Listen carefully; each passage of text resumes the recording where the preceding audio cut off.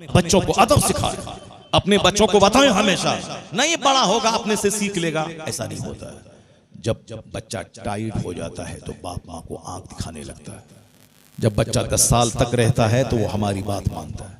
10 साल से लेकर 20 के बीच में बच्चा अंदर से टाइट होता है, भले ही डर के मारे बाप को जवाब नहीं देता है, लेकिन वो अंदर से मुट्ठी बंद करता है। इसलिए आया है कि अपनी औलाद की इज्जत करो। 1 साल से लेकर 10 साल की उम्र तक अपने बच्चों को खूब प्यार दो, प्यार की बातें सुनाओ, प्यार करो, सीने से लगाओ, पेशानी चूमो, कांधे पे बिठाओ। और 7 साल का जब बच्चा हो तो उसको नमाज का आदेश दो। जब 10 साल तक नमाजी नहीं बने पाबंद से, उसे मार के नमाजी बनाओ, क्योंकि नमाज पढ़ा देना सबसे बड़ा काम है। नमाज पढ़ेगा तो वक्त का पाबंद होगा, नमाज पढ़ेगा तो अल्लाह का डर दिमाग पे रहेगा, नमाज पढ़ेगा तो 5 वक्त पेशानी जमीन पे झुका के अपने आप को आजिज़ो खाकसर अल्लाह का बंदा समझेगा। कभी वो सर उठा के चल के मगरूर मुतकब्बिर नहीं बनेगा। वक्त की पाबंदी करेगा तो IAS ऑफिसर भी बन सकता है, IPS बन सकता है। वक्त की पाबंदी करेगा, बड़ा दौलतमंद बन सकता है। तो नमाज का आदेश मुस्तफा ने कहा बच्चों को दे 7 साल का जब हो, और 10 साल का हो तो मार के नमाजी बना। बहुत बड़ी हिकमत है ताकि तेरा बच्चा पंक्चुअल बन जाए, तेरा बच्चा वाइज हो जाए, तेरा बच्चा हेल्दी हो जाए, तेरा बच्चा वेल्दी हो जाए, तेरा बच्चा समाज में दूसरों का कष्ट दूर करने वाला, ये समाज का सुधारक बन जाए, समाज का लाभदायक फर्द बन जाए। इसीलिए मुस्तफा ने कहा कि जब तेरे बच्चे 7 साल के हो नमाज का आदेश दे, और 10 साल का हो तो मार के नमाजी बना दे, और जब नमाजी बन जाए तो बिस्तर अलग कर दे, ताकि अब वह खुद से लेट्रिन पखाना करना, कपड़ा धोना, पाक साफ रहना, वजू करना, गुस्ल करना, वो सारे आदाब जिंदगी सीख ले। बच्चा हो गया 18 साल, न कपड़ा पहनने का ढंग है, न खाने का तरीका है, न बाथरूम जाने का तरीका है। अब बाप बोलता है कि बच्चा सीख लेगा, अपने से नहीं सीखेगा। आया है बच्चा 10 से लेकर 20 के बीच में बच्चे को गुलाम की तरह उससे काम ले, बच्चों को काम करवा, उसको कोढ़ी मत बना। बाजार जाओ सामान लेके आओ, ऐसा नहीं कि बाजार जाएगा एक्सीडेंट कर जाएगा मर जाएगा, मत जाओ बाजार, घर ही में रहो ताकि घर ही में पेशाब पखाना करो। नहीं, उन्हें बताएं कि सड़क पार ऐसे करना है, चारों तरफ देख करके तब सड़क पार करना है। उसे बता दें कि किस दुकान से सामान लेना है, मगर उसको आदी बनाना है, इस कदर मेहनत करवाना है, उसको खेलने का टाइम देना है ताकि वो साइकिल चलाए, खूब खेले, जंप करे, पसीना बहे। आपने देखा होगा कि तोंद बच्चों का नहीं निकलता है, क्योंकि बच्चे ऊपर नीचे करते हैं, बच्चे खेलते हैं, कूदते हैं, मस्तियां करते हैं, इसलिए उसका ये लीवर, ये पेट अंदर दबा रहता है। लेकिन जैसे हम 40+ होते हैं, जहां बैठ के रहे तोंद बाहर फेंकने लगता है। इसीलिए बच्चे खेल कूद कर रहे हैं, खेल कूद करने का, खेल के का मैदान होना चाहिए। मदरसों में भी, स्कूल में भी बच्चे खेलें, बच्चे कूदें, कूदने का टाइम है, मेहनत बच्चे से करवाएं।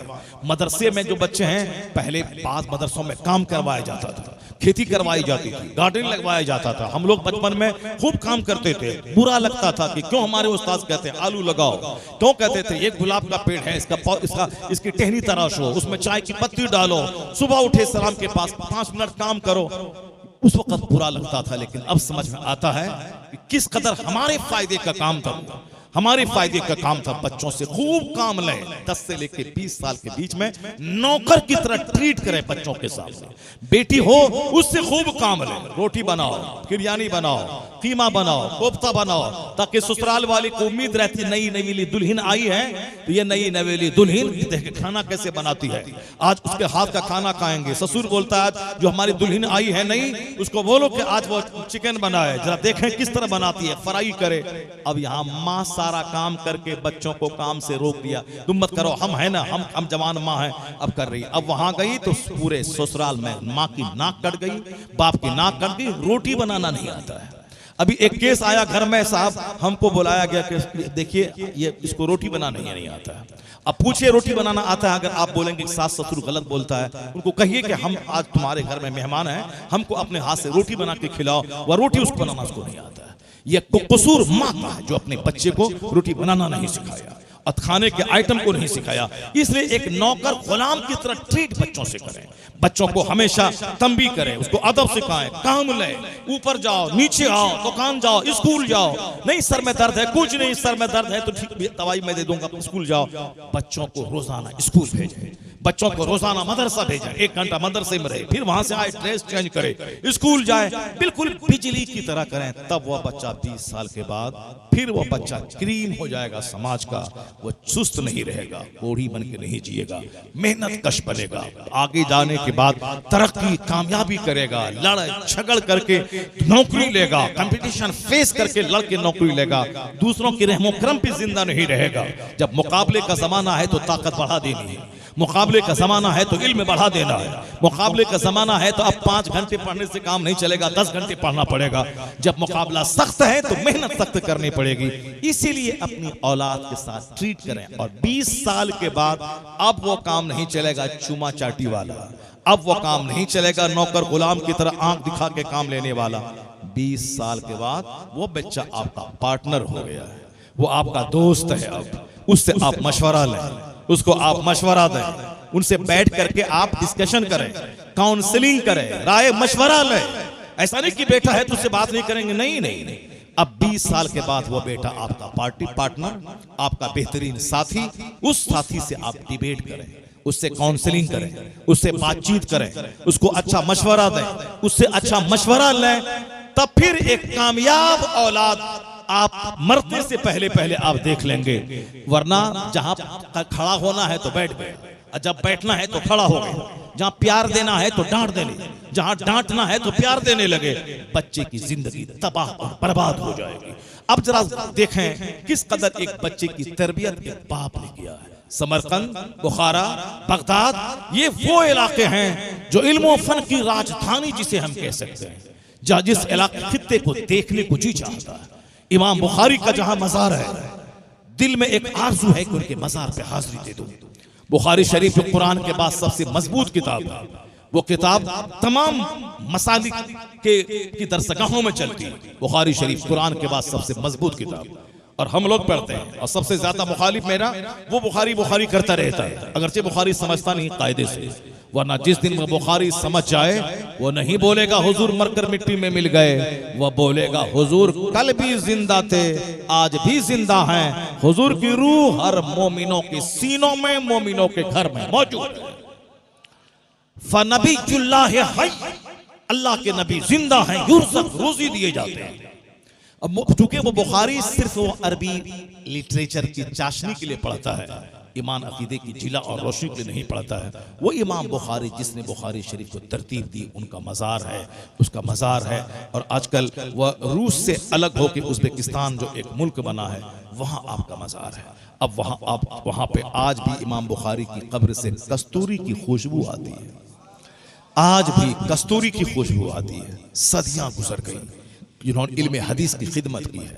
अब वो इतनी खिदमतें इल्म हदीस की है, तो जो दीन की खिदमत करने वाला होता बहुत सताया जाता है, उनको तकलीफें लोग देते हैं।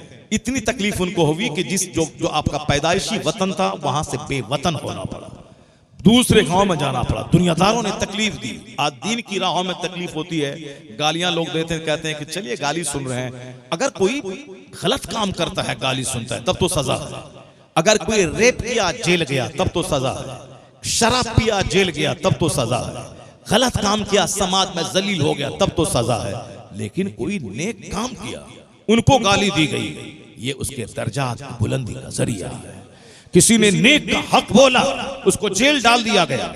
रेप के बदले जेल जाना जिल्लत है, हक बोला जेल गया, इमाम ज़ैनुल आबिदीन की सुन्नत है, बुजुर्गान दीन का तरीका है। ये मत बोलना कि वो जेल चला गया उसको गाली दे दिया, ये बोलो कि किस जुर्म के बदले में जेल गया, किस जुर्म के बदले में गाली मिली, ये बोलना होगा।